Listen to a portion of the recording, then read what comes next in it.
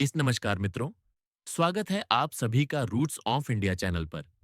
आज हम लेकर आए हैं भगवान शिव जी की संपूर्ण कथा का छठा अध्याय, दक्ष यज्ञ और सती का बलिदान।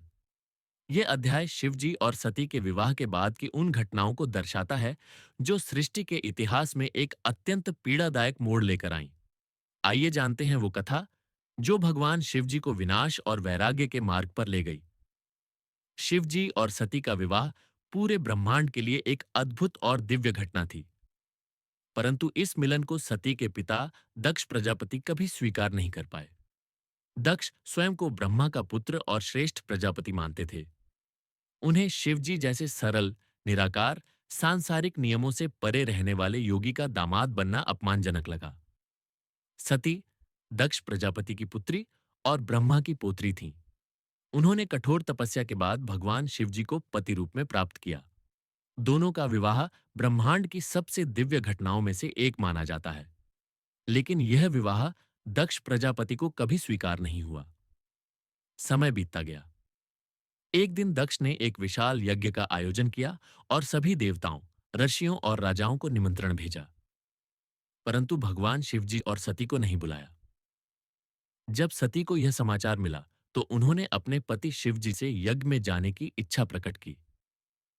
शिवजी ने शांत भाव से कहा, जब हमें निमंत्रण नहीं मिला तो हमें वहां जाना उचित नहीं। जहां हमारे प्रति आदर न हो, वहां केवल अपमान ही मिलेगा। जब सती को यज्ञ के बारे में पता चला तो उनके मन में कई भाव उत्पन्न हुए। एक बेटी की तरह क्या मुझे अपने पिता के घर नहीं जाना चाहिए? शायद पिता बदल गए हों, शायद उनका हृदय पिघल जाए। शिव जी ने गंभीर होकर कहा, हे सती, जहां अपमान हो वहां जाना उचित नहीं। वहां केवल वे लोग जाते हैं जिन्हें आमंत्रण मिला हो। मैं नहीं चाहता कि तुम उस पीड़ा से गुजरो।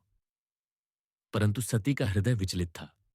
उनकी भावना एक बेटी की आकांक्षा और पत्नी के धर्म के बीच फंसी हुई थी। सती अपने पिता दक्ष के यज्ञ में पहुंची, ये जानते हुए भी कि उन्हें वहां आमंत्रित नहीं किया गया था। परंतु एक बेटी का हृदय यह स्वीकार नहीं कर पाया कि उसके पिता ऐसा आयोजन करें और उसमें उसे और उसके पति को न बुलाए। जब वह यज्ञशाला पहुंची तो कोई स्वागत नहीं हुआ। न ही उनकी माता, न बहनों ने उनसे स्नेह से बात की। पूरा यज्ञ परिसर मौन और शुष्क था, मानो वहां जीवन ही न हो। पर सती ने फिर भी अपने कदम बढ़ाए। शायद आशा थी कि पिता कुछ कहेंगे, कुछ स्वीकार करेंगे। लेकिन उसके ठीक विपरीत दक्ष प्रजापति ने सरेआम भगवान शिव जी का अपमान करना शुरू कर दिया। वह बोले, वो शिव जो श्मशान में निवास करता है, जो शवों पर बैठता है, जिसे भूत प्रेत और पिशाच पूजते हैं, जो समाज के नियमों का पालन नहीं करता, वो मेरा दामाद कैसे हो सकता है? यह सुनकर सती भीतर से हिल गई।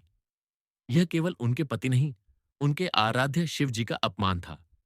जिस शिव जी को उन्होंने अपने तप से पाया था, जिसकी पूजा वे जन्मों से करती आ रही थीं, उसका इस तरह अपमान वह सह नहीं सकी। सती ने कांपते स्वर में कहा, हे पिता, यह शरीर जो आपने दिया अब मेरे किसी काम का नहीं। जिस तन से मैं उस परम ब्रह्म का अपमान सुन रही हूं, वह अब मेरे योग्य नहीं। उन्होंने सबके समक्ष ध्यान मग्न होकर योगाग्नि प्रकट की और उस अग्नि में प्रवेश कर स्वयं का देह त्याग कर दिया। यज्ञशाला में सब स्तब्ध रह गए। सती की चिता धधक रही थी और वहां केवल मौन था, अपराध बोध था, पछतावा था। इस प्रकार एक पिता की अहंकार और एक पुत्री की भक्ति ने सृष्टि को झकझोर कर रख दिया। भगवान शिवजी फिर एक बार गहन तप में चले गए और संसार उनके विरह में डूब गया। अगर आपको यह वीडियो पसंद आया हो तो लाइक करें, चैनल को सब्सक्राइब करें और अपने विचार हमें कमेंट में जरूर बताएं। हर हर महादेव।